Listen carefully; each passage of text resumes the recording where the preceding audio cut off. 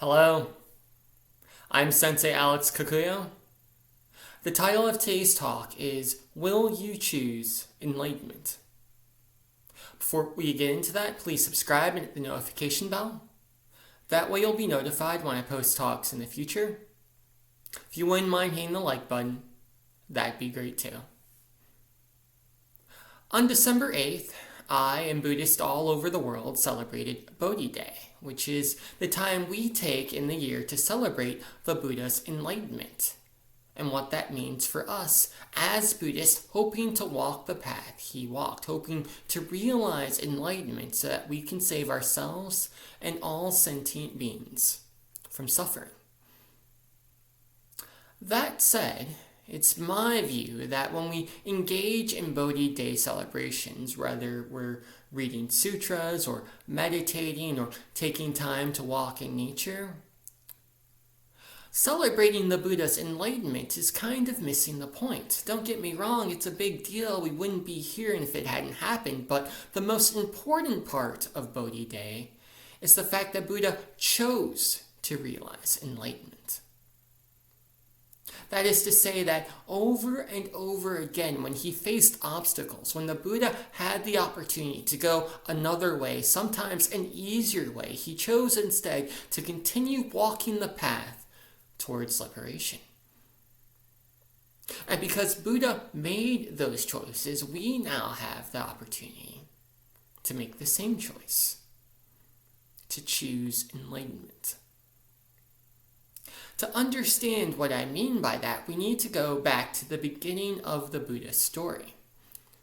On the day he was born, there was an oracle present for his birth who stated that Buddha would either be a great holy man or he would be a world-turning monarch, someone on the level of an Attila the Hun or a Alexander the Great. So, Buddha had a choice. He could either conquer the world or he could conquer himself, but according to the oracle, he could not do both. So, Buddha grew up in the palace, and the sutras tell us he had access to every pleasure that the world has to offer. In addition to that, he was a gifted athlete, he was highly educated. In spite of the wonderful life he had in the palace, however, Buddha felt like something was missing. Something wasn't quite right. So he made a choice. He chose to leave the palace and go on a spiritual quest. Fast forward several years, and Buddha is sitting under the Bodhi tree. And this is his make or break moment. He's been an ascetic. He's been a hedonist, and now Buddha, who honestly was probably a little fed up at this point, a little frustrated, has made a vow that he's going to sit under this tree and he will not move from that spot, even if the flesh melts from his bones, until he finds a way to end all sorrow. He will die, or he will realize enlightenment. Again, the Buddha has made a choice. Now, we're not given a lot of details of what his time under the Bodhi tree was like, but I imagine he was cold. He's probably hungry, lonely. But the Buddha was true to his word. He sat and he sat and he kept sitting until finally he was right on the cusp of enlightenment. And in that moment, Mara, the god of lies and desire, appeared. And he offered Buddha a few more choices. His daughters appeared. And Mara said that if Buddha would give up his spiritual quest, then he could enjoy the pleasures of women with Mara's daughters. The Buddha refused. Next, Mara tempted him with conquest and wealth, showing him all the lands of the earth and saying that if he would give up his quest, Mara would give all of this to him. Again, the Buddha refused. But Mara had one final trick up his sleeve. He gathered a great army of demons behind him and said, "All of these demons bear witness to my power." Who bears witness for you? In other words, who are you, Buddha, To think you, of all people, can do this, that you can realize enlightenment. What makes you special? And Buddha replied, not with some great oration, not with a philosophical teaching. Instead, he reached down and touched the earth. He said, the earth bears witness. And in that moment, Mara was defeated. Buddha saw the morning star rising in the horizon, and he realized enlightenment. Now, oftentimes, this is where the story ends, but there was still one more choice that we cannot overlook, and that is the fact that after the Buddha realized enlightenment under the Bodhi tree, after he ended his own sorrow, he had to decide what to do with that information.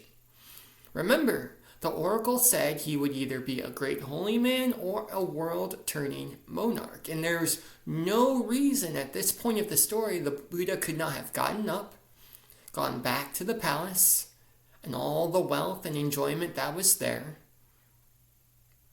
and gone on to conquer the world. Instead, however, Buddha chose to go to Deer Park to meet with the holy men that were there and to begin teaching the Dharma, which is good in the beginning, good in the middle, and good in the end. If Buddha had not made that final choice to teach the Dharma to all sentient beings, who knows where we would be? And what I really want to hammer on in this Dharma talk is the importance of choices. Because our lives may not be as interesting or as dramatic as the Buddha story, but we also have choices to make. We have to choose, will I sit down in the meditation hall and sit, focusing on my breath, or will I doom scroll on social media for a little while until it's time to do something else? Will I practice right speech when the server screws up my order at the restaurant, or will I call them dirty names? Will I practice right action when I sit down with my family for the holidays, or will I engage in the same drama that we do every single year, causing more suffering not just for myself but for them as well? As Westerners especially, we often make the mistake of thinking there was something special about the Buddha, that, yeah, he could do it, but we can't. We're not in the right time, we're not in the right place, we don't have access to the right things. But the only thing special about the Buddha, the only reason he was able to realize enlightenment when everyone before him failed, was because he kept choosing to walk the path. That's it. That's the moral of the story. Will you walk the path to liberation? Will you choose enlightenment? The Buddha was a human being. He had family drama. He had temptations. There were other things he could do with his time. He chose to walk the path. And the lesson from Bodhi Day is that we can choose to walk the path as well. In our ordinary, everyday lives, we can choose to practice the Four Noble Truths, the Noble Eightfold Path, the Six Perfections, the Four Brahma Viharas, the quote-unquote beginner teachings that everyone tries to skim over, but are so important because every time we hold to those teachings, we move ourselves one step forward on our quest.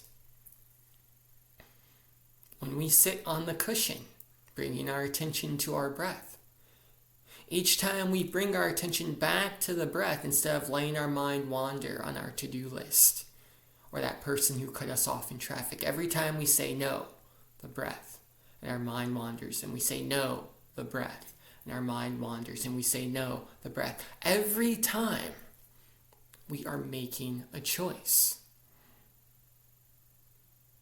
So that's the lesson that I encourage you to take from Bodhi Day. As we reflect on the Buddha's teachings, as we reflect on the Buddha's enlightenment, let's focus a little bit less on the awakening portion and more on the choice portion, so that we too can choose to wake up. So we too can choose enlightenment. Amitabha.